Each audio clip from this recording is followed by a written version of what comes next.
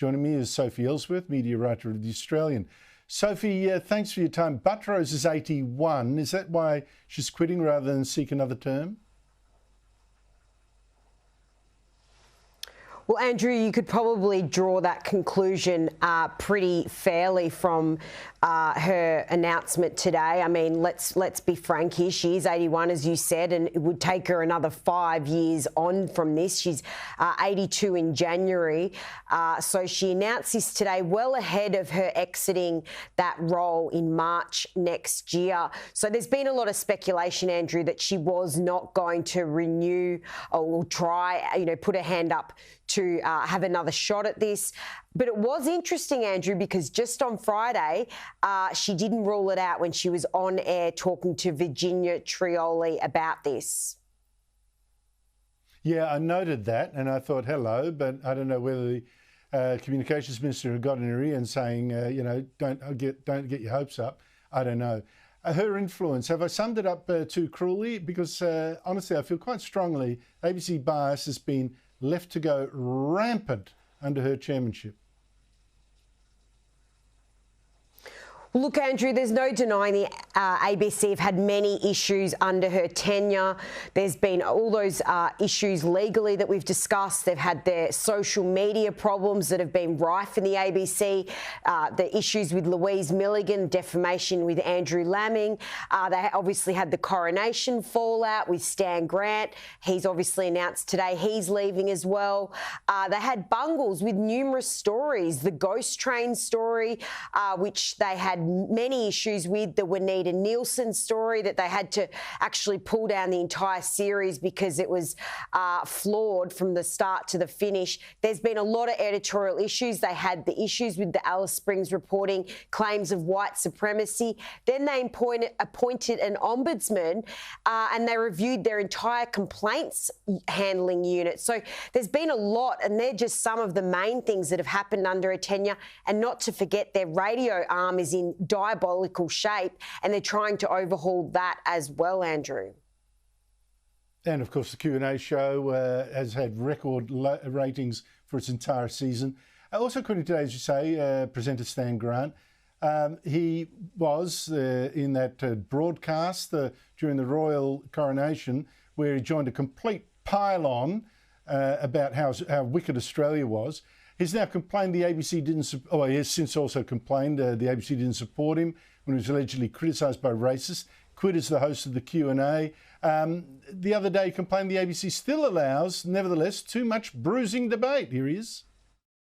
You go on Q&A and the first thing you do is you introduce a panel that have more often than not been picked because they have conflict rather than seeking to find connection. And then you say, go on social media. Basically, form your lynch mob, pick the person you hate, and pile on. Now, I can't do that. I can't do that anymore. Sophie, it's so bizarre to see him complain about the ABC allowing too much debate when it's usually a left-wing stack, and that's what he got most the complaints for a left-wing stack. So why is he quitting, do you think, and where's he going? I think he's just had enough. It's pretty clear he left there in May after the coronation fallout. He criticised management, said they didn't support him. He has been on paid leave since. He's now going to Monash University as part of their Constructive Institute, where they're trying to champion constructive debate in society and in the media. So he's taking up that role. He's leaving journalism after 40 years. Andrew, I'll just point out, I was at the Canberra Writers' Festival on Saturday, where he was interviewed on stage by Louise Milligan. He didn't mention that he'd actually quit and left the ABC weeks ago. It was all a bit strange today. They put out a statement later on in the day. Andrew Clennell had the report first. It was very bizarre, the whole thing, really. But I think this is a separation that was coming for a very long time. Don't forget, he used to be on Sky News. I didn't rate at all. But anyway. That said, just quickly, ABC's Media Watch show last night did allow a small victory to Peter Credlin. She's been arguing the Uluru Statement from the Heart, which the Prime Minister says he will implement is full. It's not the one page we keep getting shown, but 18 pages, including background notes. And she quoted voice architects like Megan Davis saying exactly the same thing until it got too embarrassing. Chris Kenny on the other end of this show, he says that's crazy, it's just one page. My own view, I haven't expressed it yet, here it is. Can we please focus on that one page? Because that's actually dangerous enough. Shouldn't be given the impression that it's only dangerous when you read the extra 18 pages or 22 pages or 120 pages, whatever people say, claim about the background notes. But it is a genuine debate. What's shocking is that Facebook stepped in and censored Peter Credlin, as Media Watch said last night. Well, on 3rd of August, Sky News posted a Credlin editorial to Facebook in which she claimed the Uluru Statement from the Heart is not one page but 26 pages long. And writing in The Australian, she said that after the post had been up on Facebook for a week, the big tech censors blanked it out, plastering this statement where the video used to be. False information checked by independent fact-checkers. And Paul Barry last night for once grudgingly accepted that censoring us is wrong. And given that there may be some point in what Credlin is saying, we think a disputed label would be more appropriate.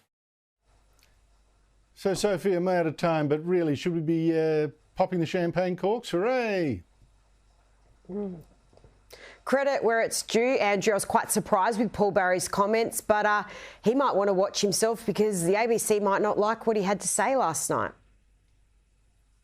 Well, I'll tell you why you might be right in that one, Sophie, because it needs to be pointed out Facebook blamed that false information tag on Peter's story on an outside group it uses, RMIT FactLab, which, hello, is headed by the husband of ABC presenter Virginia Trioli.